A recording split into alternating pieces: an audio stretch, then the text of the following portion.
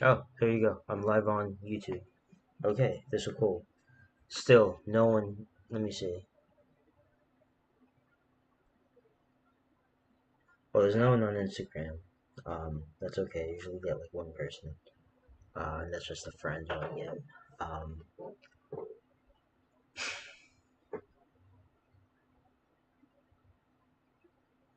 YouTube doesn't have anyone. That's okay. I am still going to, I guess, give my spiel. So I am Mudi Barwoot of the World Peace Catalyst Fund. I am going to talk about the World Peace experimentation or the ghostwriter experimentation, and kind of why it's important, and how it turns in to this nonprofit, and how it plays into this nonprofit, and why it makes WPCF unique. Uh, let's see. So let me tell you about the inspiration for this experiment. So it's a mobile application I made. Uh, and there's a book called The Golden Compass. It's part of his Dark Material series.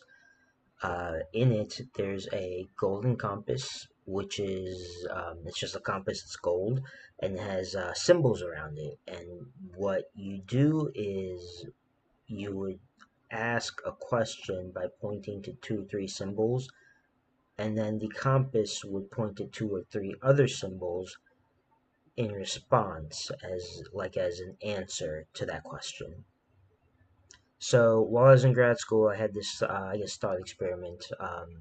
Can you make something like that, like ask a question in symbols and then receive an answer in symbols? There wasn't anything like that made. In like 2018, I made a mobile application while working. I had some free time on my hands, and to do such a thing, right? So what you can do is ask a question with symbols. You would think of a question in your head, like what should I do today for fun or something else, and the application would go to the internet and retrieve 100 random images based off those questions. Um, and it would arrange these 100 random images into an image feed, and the idea is that in that image feed each image is like a hieroglyph that may contain something that can answer the user's question. um, and so the hypothesis was like, does it actually answer the question? Does asking a question in this manner result in a series of images that answer the question? And it does. It's not that every image has something that answers the question. It might be the first, the 20th, the 25th, but it stands out, and the user recognizes it immediately. And so that's the hypothesis. Now going back into why this is significant and why this is important, is because based off like classical scientific thinking, this should never happen. Uh, and the reason why is because the probability of it happening is so low. When you think about it, there's like trillions and trillions of images on the internet, and so all you're doing is I have this computer program that has an algorithm that draws 100 random images based off symbols, and it's only like three or four symbols. So, like for example, the I have a videotaped example of me doing this as proof, and it fits the scientific the reproducibility. I've reproduced this many times, so it's not like it's just a one and done. The algorithm. So the question, what should I do today for fun? I posed, I think, with Wildman, Compass, and Dolphin. Where Wildman meant me, Compass is kind of like, what should I do? The question, and then Dolphin's like fun, right? Uh, how many images out of the trillion images on the internet are tagged with the compass? or wild man or dolphin. There might be a lot, but there's trillions of images on the internet, right? And so let's talk about probability. What's the probability that an image with a compass, a wild man, there that has images? This is kind of a tongue twister. Okay, what's the probability that 100 randomly drawn images with the hashtag of either compass, wildman, or dolphin uh, will have something that can answer the question? And that probability is kind of impossible to calculate. You'd have to get an estimate of how many pictures there are on the internet that have the hashtag dolphin, that have the hashtag compass, that have the hashtag wildman. Let's say there's a million of each, or even 10 million of each.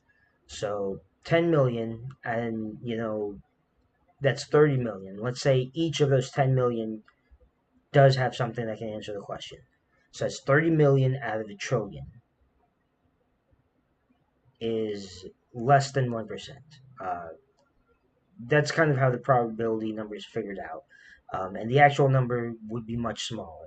There might be more than a million pictures of a dolphin, but the actual subset of pictures that have a dolphin that have something to my question is much smaller. And the probability goes even smaller when you factor in that it's like you're combining three symbols, compass, wildman, dolphin, and expecting an answer. So and this is probability in the classical sense. Like if I have a 52 card deck, what's the probability I'm going to draw a diamond card, right? That's 13 out of 52, it's 25%. What's the probability that if I drew 100 random images with wild man, dolphin, and compass, I'm going to get the image stream that has my answer? I couldn't figure out a way to calculate the actual probability, but I just assumed, 1%. And 1% is a really high guess. The actual number will probably be much lower, and that's up for debate, right? If you're in the sciences, if you got a math head, if you're interested in this thing, that would be something we can go further into, and that's something like a mathematician can look at. But just putting the 1% number out there, it's a safe bet. It's probably much lower. Um, and so Okay, so that's the experimental kind of design and the concept, and I'll post the link of the YouTube video that goes over the example of this. Um, the next question is kind of reproducibility. Can you do this, and how many times does this happen? And random chance, right? Is this random chance that my question got answered? Is it random chance? And that's where the probability of 1% comes in, because there's a way to test if it's random chance or if there's some sort of uh, underlying phenomena or something else at play. And the the way to determine between those two is the binomial statistical uh, significance test. Basically, you run the experiment like 10 times and see how many times you uh, get a get this application to answer your question. I got it to work like 7, 8, 9 times out of 10, and that means there's something else to it. It's not just random chance. Uh, there's a lot I can talk about here. It probably sounds like I'm rambling, but it's there. I've got a paper written on it. This is all coming off the top of my head. Um, If you got any questions or want me to go over something else, just DM me or send me an email or post a comment or something. Uh, so anyway, what did I cover? I covered the experiment. I covered the probability, the binomial statistical test. Okay, the binomial statistical significance test shows that it is not random chance, meaning there's some sort of underlying mechanism. I did research, and there's a few, it goes, this is the rationale behind why it works can go into postmodern thinking. Uh, then that's postmodern, meaning like it draws axioms from religious texts to explain why it happens and why this can work. I won't go into the other possibilities, into the full rationale. Um, but it does, my and more experimentation needs to be done to actually figure out what the reason is. My research and my leanings are that it's a bioelectromagnetic effect of the heart and brain. It's pretty well established that we have that there's a heart and brain connection. Like when you think of something in your brain, it can generate an electromagnetic field in the heart. And the heart is kind of an electromagnetic center, so there's a heart brain connection. So the heart can sense you're thinking of something in the brain, it generates this electromagnetic field. uh, I'm kind of connecting the dots. I'm saying that the electromagnetic field can go through the wires or the Wi-Fi signals or whatever, from the application to the images stored on the server, and it's like it's encoded into the electromagnetic language. We're searching for images. I'll answer what should I do today for fun, and it picks up these images with the electromagnetic signature and it puts it back in the brings it back. Now, more experimentation can be done, and this is kind of the my ongoing work, right? I'm getting things organized and putting things together. Not, and I'm trying to get funding at the same time. So if you're interested in this type of thing, there's a lot of applications for it. And let's go into the applications. So I've got this application that's like the Golden Compass, which is the alethiometer. And it's like, what can you do with it? Well, you can use it for a number of things. Guidance, treasure hunting, defense, like predicting disasters. Those are things. This is the World Peace Catalyst Fund, and so I kind of set it up such that I turned it in this basic concept of this basic phenomena. I set it up into a social media application. It's a semiotic social media application, so like the first of its kind. None of the other social media applications are designed to be based around semiotics. And semiotics is the idea that there's a message, or things signify something, and so there's a sign that tells you something. Like I was saying, in the 100 random images, image 5, 12, and 17 are hieroglyphs that contain some sort of image or message that means something. So it's a semiotic social media application. Anonymous users ask each other questions. They get the same 100 random images. User one might have, the second, the third, and the 97th image mean this. This is their message.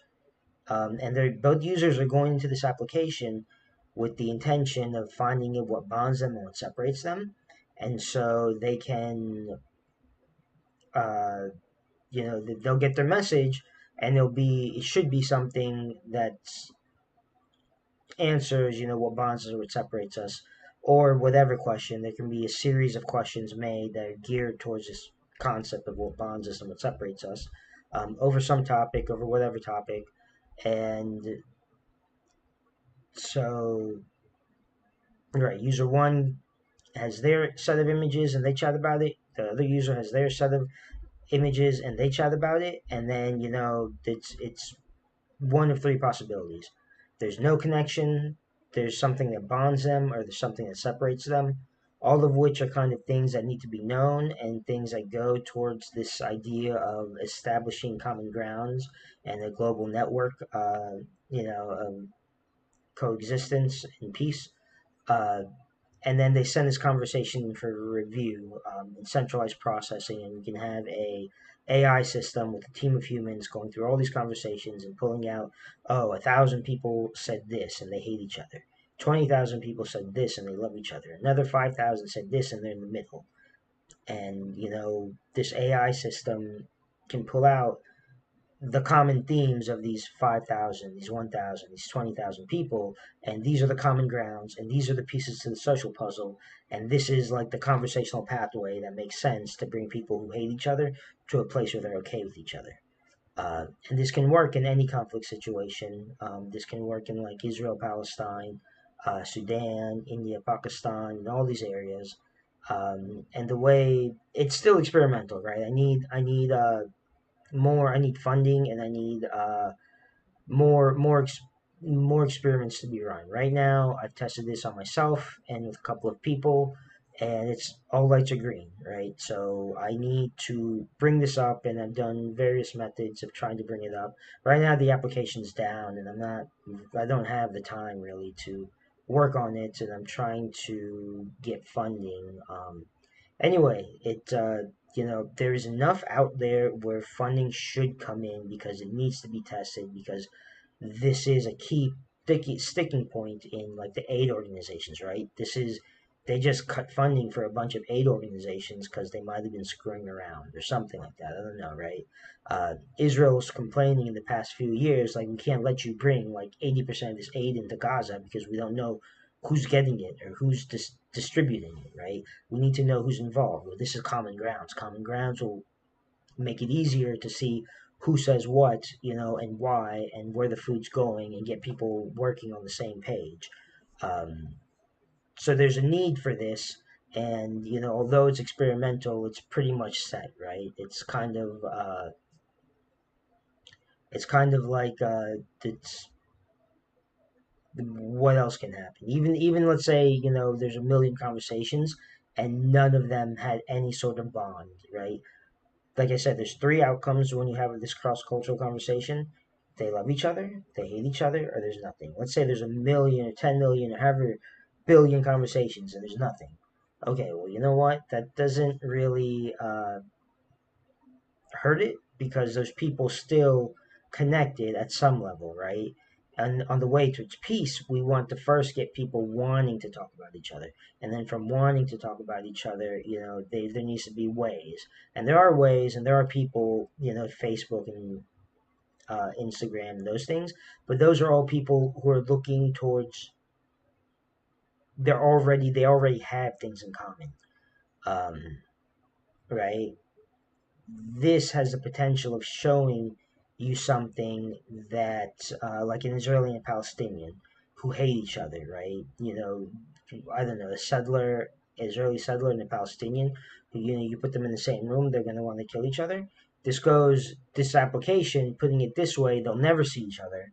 And let's say they ask a question, the settler might get a few images from their childhood that they forgot that just triggers something in them that's like, okay, this Palestinian isn't so bad, and it might work the same way for the Palestinian, where it's like they get a series of images from earlier in their life and they connected. They never thought about it this way, and it's like, oh my God, I'm okay. I'm not, these people aren't so bad. We can get along and kumbaya.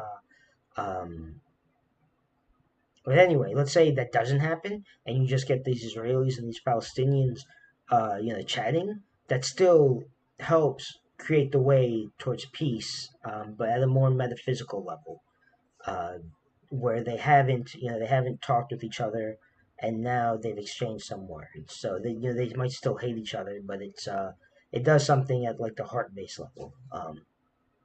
Anyway, this experimentation, I can show it's significant with the binomial statistical significance test. It means it's unique. It goes into the world peace concept, and into the defense industry and intelligence and guidance and whatever you use in the lethiometer for. Uh,